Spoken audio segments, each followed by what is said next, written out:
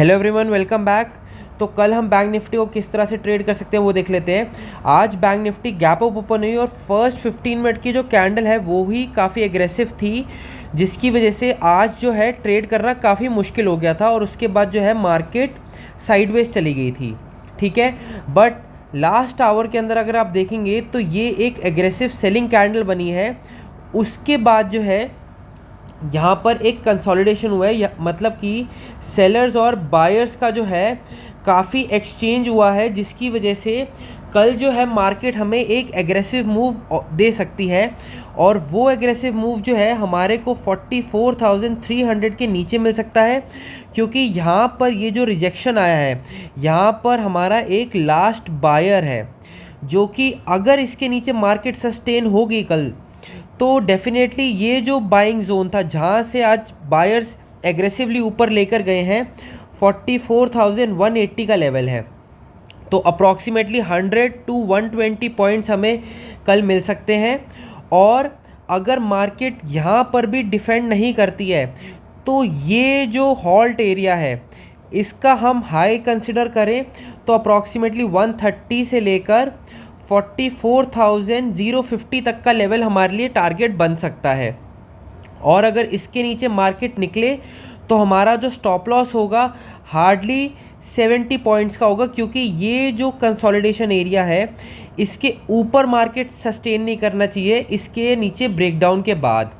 बाकी अगर मार्केट ये वाली जो रिजेक्शन कैंडल है जहाँ से मार्केट ने रिजेक्शन लेके नीचे होल्ड करना स्टार्ट किया था लास्ट आवर में, अगर मार्केट इसके ऊपर हॉल्ट करना स्टार्ट कर देती है तो हमारे को जो है आज का डे हाई का 520 का टारगेट बन सकता है हमारे पास। और अगर हम फिबोनाची रिट्रेसमेंट लगाएंगे यहाँ पर, ये जो करेक्शन फेज़ आया है उसके बाद जो हमारे को टारगेट बन के आता है वो है 44,586 और 44,618 का। ये दो टारगेट्स हमें कल मिल सकते हैं। दूसरी चीज़ ये यहाँ पर एक राउंड लेवल है 500 का, तो अगर मार्केट इसके ऊपर निकलेगी तो डेफिनेटली हमारे को एक बहुत अच्छा फास्ट मोमेंटम मिलेगा इन दो लेवल्स के आसपास।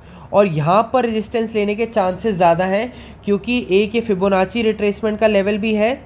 और दूसरी चीज़ ये कि जो बैंक निफ्टी के जो शॉर्ट कवरिंग आएगी वो 180 to 200 पॉइंट से ज़्यादा मुझे लगती नहीं है, क्योंकि ऑलरेडी हम लाइफ टाइम हाई पर हैं और इतना ज़्यादा मोमेंटम क्रिएट होना एक तरह से प्राइस अनस्टेबिलिटी को दिखाता है।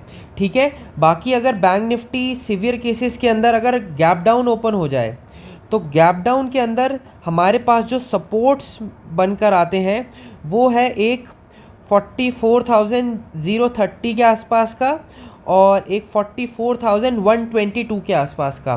क्योंकि लास्ट में अगर आप देखेंगे तो यहाँ पर एक कंसोलिडेशन हुआ, इट मीन्स टू से यहाँ पर जो है बायर्स ने अपनी पोजीशन जो है अक्यूमुलेट की है।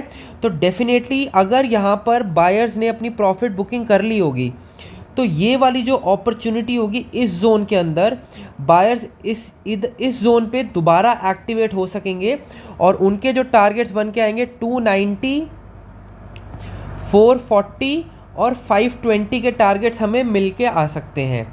ठीक है, और अगर bank Nifty gap up open हो जाए, गैप अप ओपन के अंदर ही हम ये वाला ही लेवल्स को कंसिडर करेंगे, जो कि अप्रॉक्सीमेटली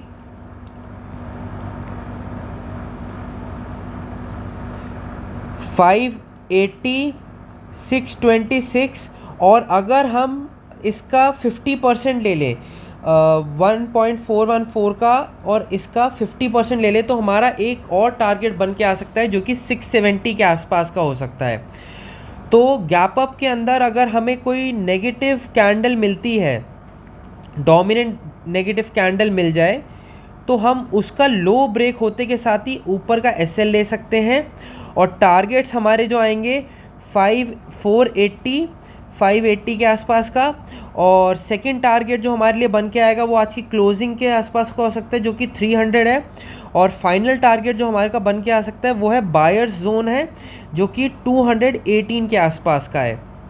बाकी अगर गैप अप ओपन के बाद ये भी प्रोबेबिलिटी होती है कि मार्केट साइडवेज चली जाए, तो हमें बेसिकली ये देखना है साइडवेज के अंदर या तो नेगेटिव प्राइस एक्शन बने जिसकी वजह से प्राइस स्ट्रक्चर हमें दिखे कि वो लोअर हाइज और लोअर लोज का बना है, जैसे कि इधर शो हुआ टेम्पररी बेसिस के लिए सही। बट यहाँ पर अगर आप क्लियरली नोटिस करेंगे तो यहाँ पर ये 15 मिनट का चार्ट है, तो यहाँ पर एक हाई क्रिएट हुआ, ये प्राइस ने लो क्रिएट किया, ये पुल बैक दिया हाई का, और जैसे ही ये लो ब्रेक हुआ तो यहाँ पर एक एग्रेसिव मूव आया। मतलब कि यहाँ पर पुट राइटर्स को ये लगा कि डेफिनेटली मार्केट यहाँ पे डाउन साइड मोमेंटम कर सकती है, तो यहाँ पर काफ़ी अच्छी प्रॉफिट बुकिंग पुट राइटर्स की देखी गई थी। तो इसी तरीके से अगर मार्केट कल एक negative price action gap up open होने के बाद दिखाए तो हम स्विंग हाई का ऊपर का एसएल लेकर हमारा जो टारगेट बन के आएगा वो आएगा 1:1.5 से लेकर 2 तक का हम ले सकते हैं। और फ्लैट ओपनिंग के अंदर मैंने आपको बता दिया ये लास्ट रिजेक्शन कैंडल, ये जो है रेंज हमारे पास अगर अपसाइड ब्रेक होती है तो हमारे पास 520 तक के टारगेट्स, 580 और 620 तक के टारगेट्स हमें देखने को मिल सकते हैं। और अगर डाउन साइड ब्रेक होता है तो यहाँ पर 44,180, 44,120 और 44,030 के हमें लेवल्स देखने को मिल सकते हैं। तो बस आज के लिए इतना ही। Please do like share and subscribe. Thank you.